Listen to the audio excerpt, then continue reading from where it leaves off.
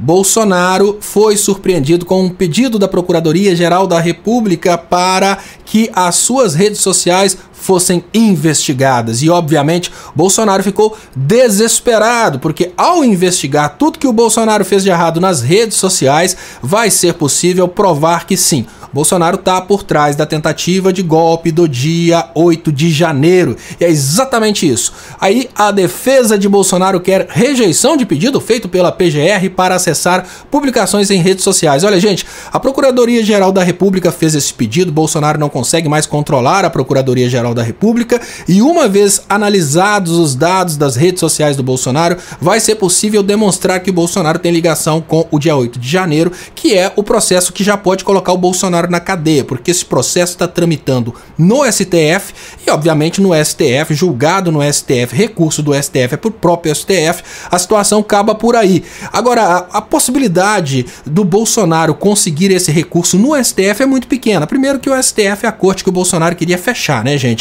E o segundo ponto é que se o STF der pro Bolsonaro esse direito de considerar patrulhamento ideológico, uma investigação que vai demonstrar as coisas erradas que ele fez com as redes sociais, qualquer pessoa pode pedir isso. Então, se tivermos aí uma pessoa que fez qualquer crime, né, ou, por exemplo, crime contra as crianças, e essa pessoa argumentar que não vai ser possível liberar o acesso às redes sociais, porque isso seria patrulhamento ideológico, o Poder Judiciário não ia poder investigar mais. Então, Bolsonaro vai ter esse pedido negado. Isso é absolutamente normal que o Bolsonaro tenha esse pedido negado. Mas por que ele está pedindo isso? Porque ele está tentando fazer um alvoroço na cabeça das pessoas para dizer que, olha, lá atrás queriam, fraudaram a urna eletrônica, agora estão querendo fazer patrulhamento ideológico, tá ok? Não adianta, no tocante ao tá ok, o Bolsonaro vai ser investigado nesse processo e esse vai ser o processo que vai nos dar o prazer de vermos o Bolsonaro na cadeia.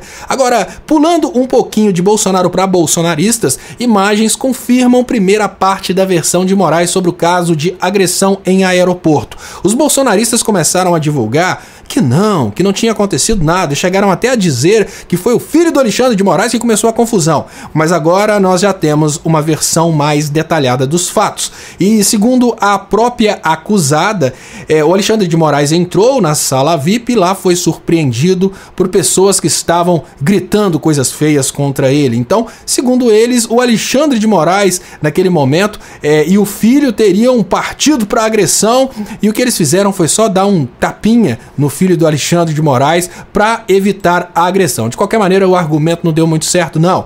O que aconteceu é que o STF, que é o órgão máximo do Poder Judiciário brasileiro e é exatamente o órgão onde trabalha o Alexandre de Moraes, já deu uma decisão para a Polícia Federal passear na casa dos agressores. E a Polícia Federal faz buscas na casa de envolvidos nos ataques a Moraes e família. Olha, agora é a hora em que a gente começa a ter o prazer de ver a capivara desses bolsonaristas exposta, porque, obviamente, junto com essa questão que pode ser agressão, ameaça, injúria e difamação, e eu acredito que também possa ser até crime de terrorismo, porque o que eles atacaram não foi a pessoa do Alexandre de Moraes, mas a função do Alexandre de Moraes. A partir disso, a Polícia Federal pode achar várias coisas erradas e aí a capivara dos bolsonaristas vai ser exposta e a gente vai ter uma coisa que eu considero extremamente importante, tá, gente? Eu considero extremamente importante que hoje a gente não tenha mais esses escrachos nem para a direita, nem para a esquerda, porque isso só perturba o andamento da política. A democracia tem que ser respeitada.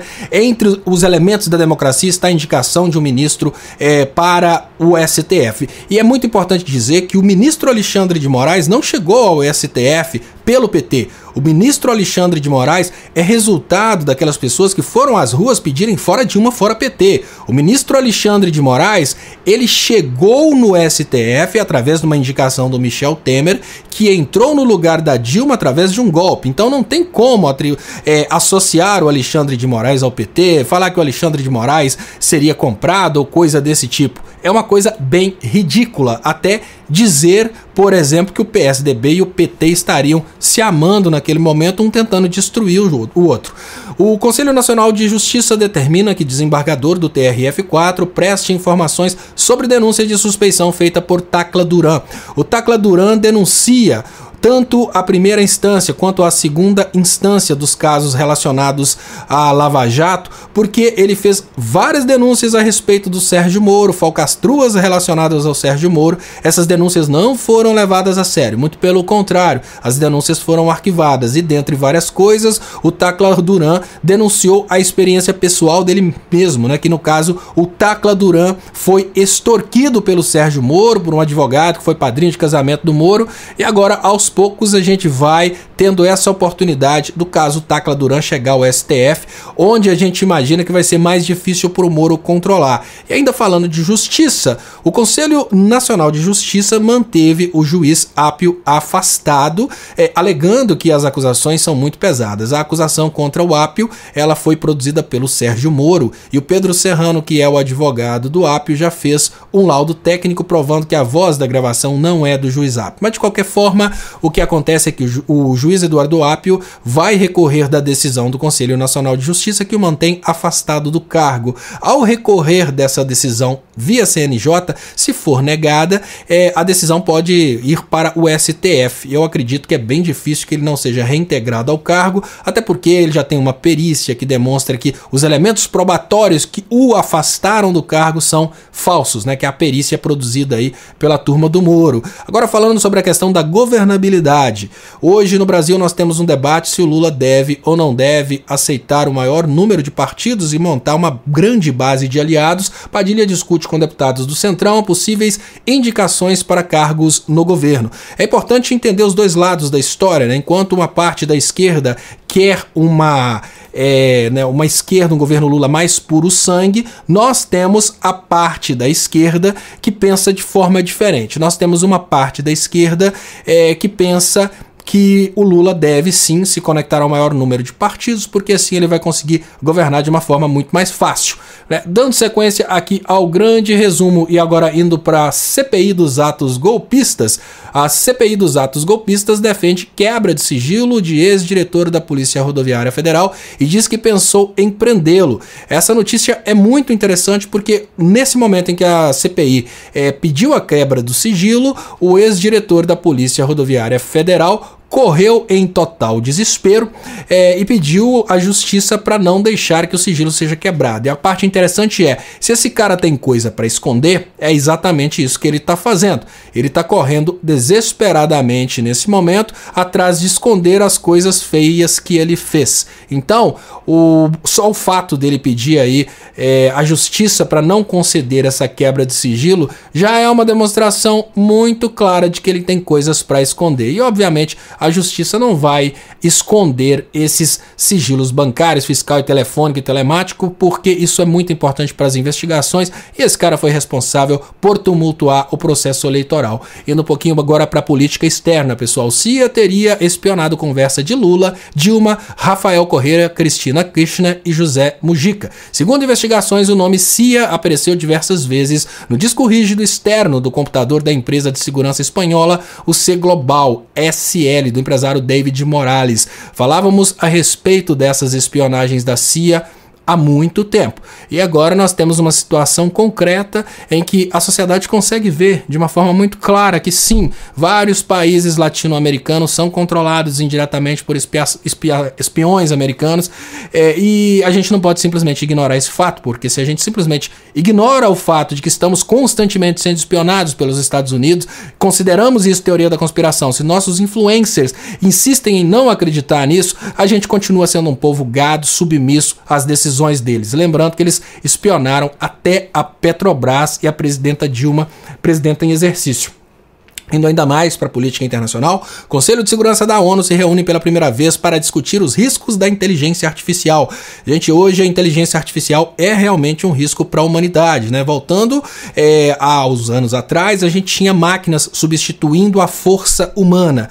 Aí nós tivemos a adaptação do ser humano para esse ser humano hoje, que é um ser humano sedentário, esse ser humano que não faz força, mas é um ser humano que ainda é obrigado a pensar. A partir do momento em que nós temos a inteligência artificial e o ser humano não tem mais essa obrigação de pensar, a coisa começa a ficar difícil. Porque agora, se nós não vamos pensar e as máquinas vão pensar por nós, o que a gente vai fazer? Há pouco tempo atrás a gente fazia força e pensava, paramos de fazer força. Agora paramos de pensar também. Então entramos numa situação completamente arriscada para a humanidade. Hoje o ChatGPT, ele faz trabalhos escolares, ele realiza trabalhos, ele faz pautas jornalísticas, ele faz a própria notícia jornalística. A situação tá bem complicada, né? Porque a pergunta é, para que nós, se as máquinas fazem tudo que nós que precisariam de humanos para fazer? E aí a gente começa a entender que nós estamos cada vez mais inúteis. Boric exorta líderes latino-americanos a condenar a Rússia por guerra imperial inaceitável.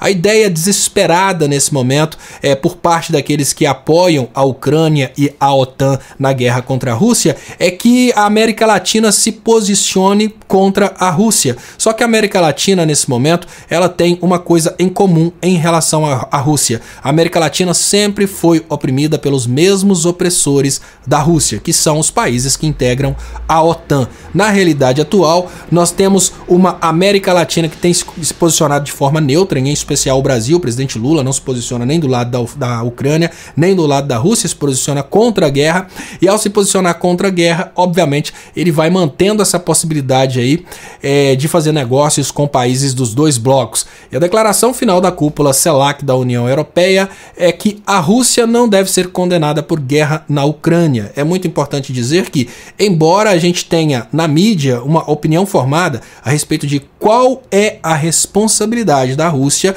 nessa guerra da Ucrânia, para os especialistas, a guerra na Ucrânia aconteceu não porque a Rússia cismou de invadir de uma hora para outra, mas em especial porque a Ucrânia decidiu se tornar uma base inimiga da Rússia, hospedando ali armas nucleares da OTAN. Então é absolutamente normal que a Rússia se posicione numa guerra preventiva contra a instalação de armas nucleares num território vizinho. Agora o ponto, né, que depois de tanto tempo falando contra o armamento nuclear, a OTAN se posiciona a favor de encher as fronteiras da Rússia com armas nucleares, fica bem difícil falar com os especialistas que a Rússia está completamente errada. É fácil falar com o gado, né? O gado e o gado do mundo inteiro, não só o gado bolsonarista brasileiro, mas o gado do mundo inteiro pensa simplesmente que, vamos culpar a Rússia é culpada de tudo, o problema é a Rússia. Mas os especialistas não. Então a declaração final da cúpula CELAC, União Europeia, é que a Rússia não deve ser condenada pela guerra da Ucrânia. Então a gente tem aquilo